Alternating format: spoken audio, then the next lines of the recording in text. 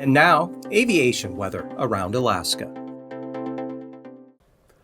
Tomorrow morning's flying weather showing areas of IFR up for the north slope to the Arctic coast, and IFR here from the Bering Strait all the way down into the central Bering Sea, and some IFR here for the eastern Aleutians into the western Alaska Peninsula around Kodiak Island, and an area of IFR here in the Gulf of Alaska, marginal for the southeast coast, good VFR in the interior. And for the afternoon, VFR now from Arctic coast all the way down into south central Alaska, Bristol Bay, even Prince William Sound and Cordova over to Yakutat.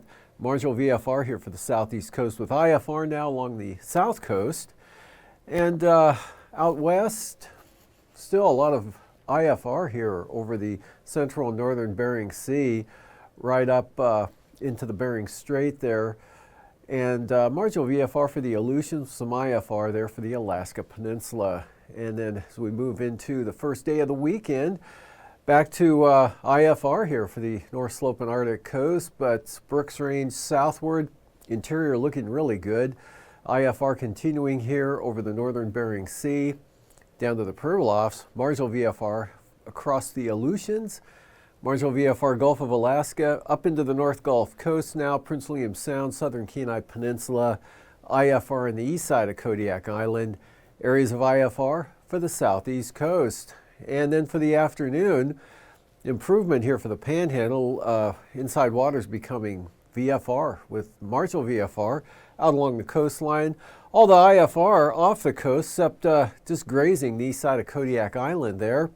And for the interior, good VFR here across southern Alaska all the way up to the North Slope, and a little less IFR over the Bering Sea, but still quite a swath here across the central areas there, and mostly marginal for the Aleutians and the Alaska Peninsula on up Shelikof Strait, possibly into southern Cook Inlet. Passes for tomorrow. Anaktuvik VFR becoming marginal, same forecast for Adigan. Both those passes could become marginal VFR in the afternoon as some moisture slips on up from the south. And for Lake Clark and Merrill, VFR. VFR continues for rainy and windy, looking good. VFR flying day there. Isabel, same forecast. And same forecast for Mentasta, VFR. Tanita, VFR. And for Portage, marginal VFR to start and then becoming VFR probably before noontime and then continuing through the afternoon. Chilkoot and White, marginal.